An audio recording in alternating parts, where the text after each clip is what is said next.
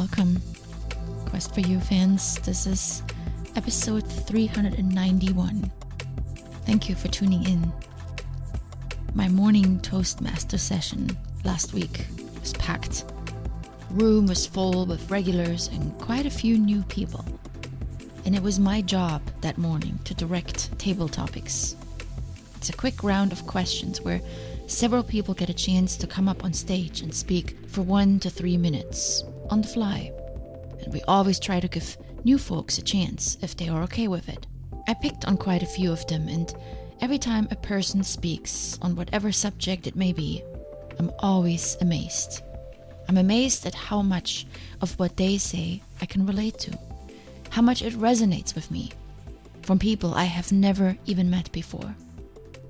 A lot of times, in my quarrels with my close friends, I blame our differences.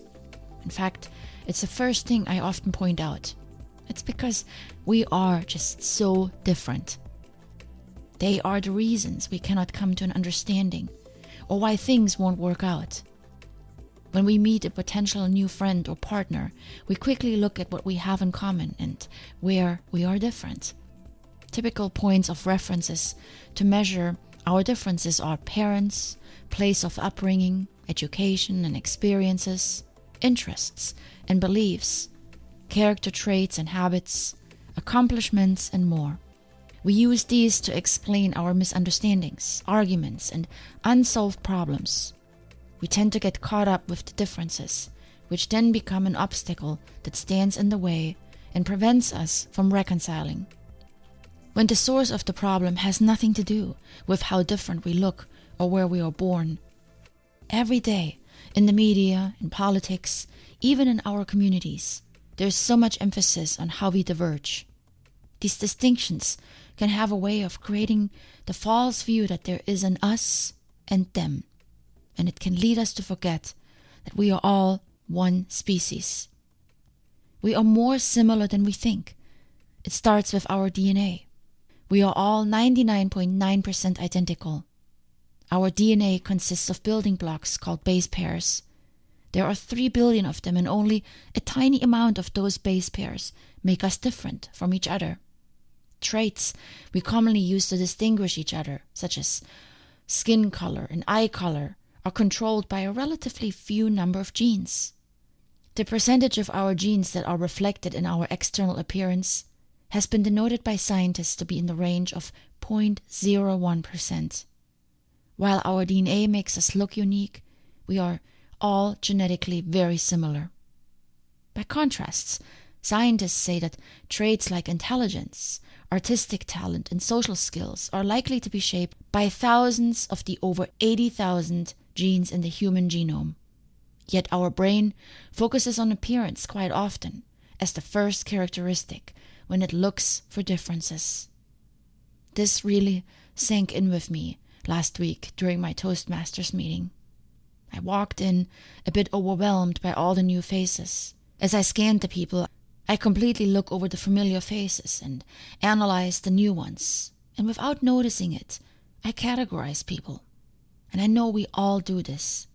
Our brains look at what's visible and obvious and then creates a more complete picture we consciously perceive.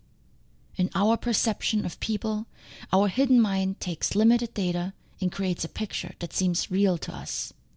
But it's actually built largely on unconscious inferences that are made employing factors such as a person's body language, voice, clothing, appearance, and social category. It's the interaction that the mind adds, and it's largely unconscious to us. That is why we are so surprised when someone whom we consciously put in a box suddenly shows us a different side than we assumed. The box thinking leads us to assume people are different from us. Based on those perceived differences, we make assumptions which hold us back from potentially enriching human connections.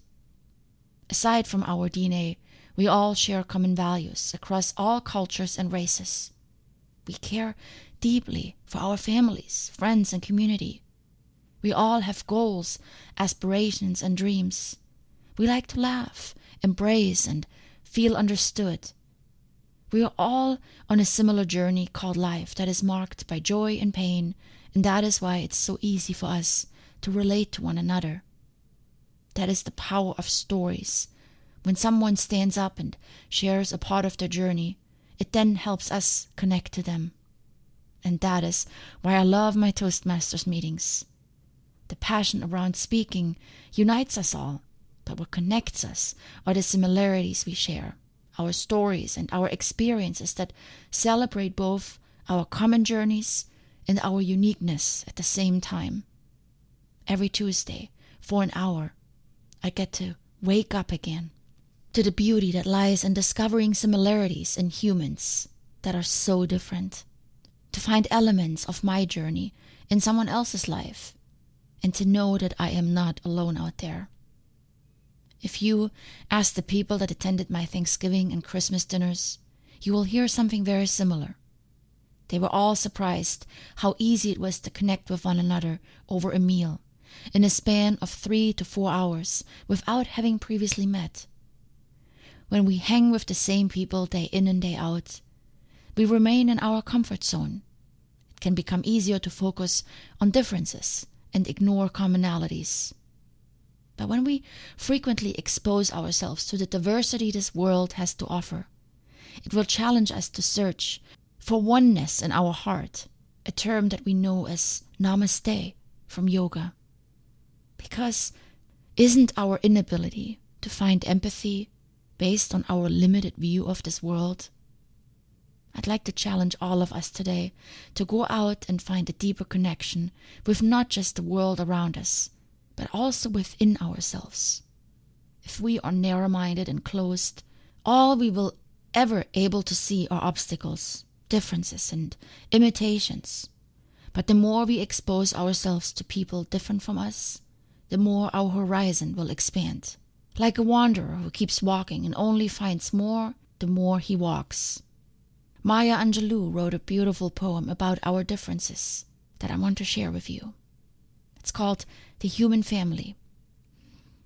I note the obvious differences in the human family.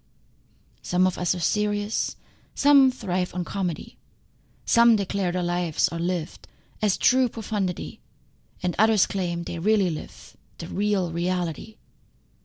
The variety of our skin tones can confuse, bemuse, delight, brown and pink and beige and purple, tan and blue and white.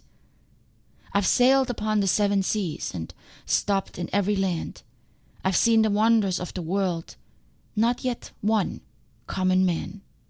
I know 10,000 women called Jane and Mary Jane, but I've not seen any two who really were the same. Mirror twins are different, although their features jibe, and lovers think quite different thoughts while lying side by side. We love and lose in China. We weep on England's moors, and laugh and moan in Guinea, and thrive on Spanish shores. We seek success in Finland, are born and die in Maine. In minor ways we differ, in major we're the same. I note the obvious differences between each sort and type, but we are more alike, my friends, than we are unalike. We are more alike, my friends, than we are unalike. We are more alike, my friends, than we are unalike. Much love, my friends.